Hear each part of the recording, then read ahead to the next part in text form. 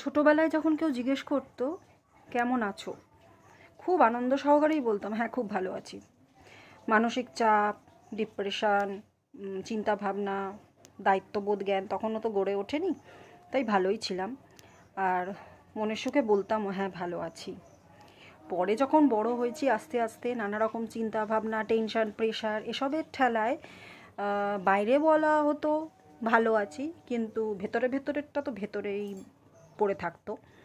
আর এটা শুধু আমার সাথে না, সবার সাথেই হয়, সবার সাথেই হয়েছে। তাই এই নিয়ে নতুন করে কিছু বলার নেই।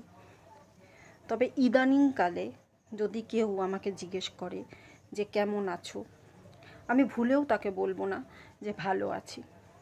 যা চূড়ান্ত গরম পড়েছে, এই গরমে ভালো থাকা যায় না। এই গরমে কেউ ভালো থাকতে পারছে না, থাকা সম্ভবই না। এত গরম, তাতে করে কেউ যদি বলে যে হ্যাঁ আমি ভালো আছি, তাহলে সে তার ভালো থাকাটাকেই অপমান করছে, ভালো থাকা কথাটাকেই অপমান করা হবে। বলবোই না ভালো থাকা কথা, যে হ্যাঁ আমি ভালো আছি। আর যদি বলে কেমন চলছে তোর দিনকাল, কি বলবো?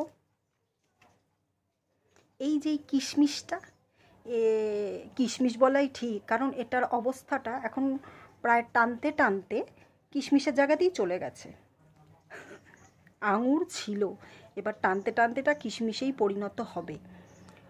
যদি এরমভাবে পর্যায়ক্রমে গরম পড়তে থাকে বা গরম চলতে থাকে, তাহলে আমার কেন অনেকেরই অবস্থা ঠিক সেই রকমই হবে, আঙুর থেকে পুরো কিশমিশে পরিণত হয়ে যাবে। এই গরমে কেউ যদি জিজ্ঞেস করে কেমন আছো, তাকে একটা কথাই বলা উচিত, আমি মনে করি, এটা আমার মতামত, একটা কথাই বলা উচিত যে আমিও ভালো নেই, তুমিও ভালো নাও। তাই ভালো থাকার জন্যে প্রচুর পরিমাণে জল খাও, আর প্রচুর পরিমাণে ঠান্ডা পানীয়ের জায়গায়, মানে কোল্ড ড্রিঙ্কস, আইসক্রিম এইসবের জায়গায় ডাব খাও। যেই খাবারগুলো পেট ঠান্ডা রাখে সেই সব খাবারগুলো খাও। নিজে সুস্থ থাকো, আর তোমার পাশের কাছের আত্মীয় স্বজন, বন্ধু বান্ধব, তাদেরকেও সুস্থ থাকতে সাহায্য করো এই সব কথাগুলো বলে। মানে কি কথা, যে নিজের শরীর সুস্থ রাখতে প্রচুর পরিমাণে জল খাও, ডাব খাও, এবং যে পানীয়গুলো তোমার শরীর ঠান্ডা করবে সেগুলোই খাও। তবেই ভালো থাকবে, তবেই ভালো থাকা যাবে।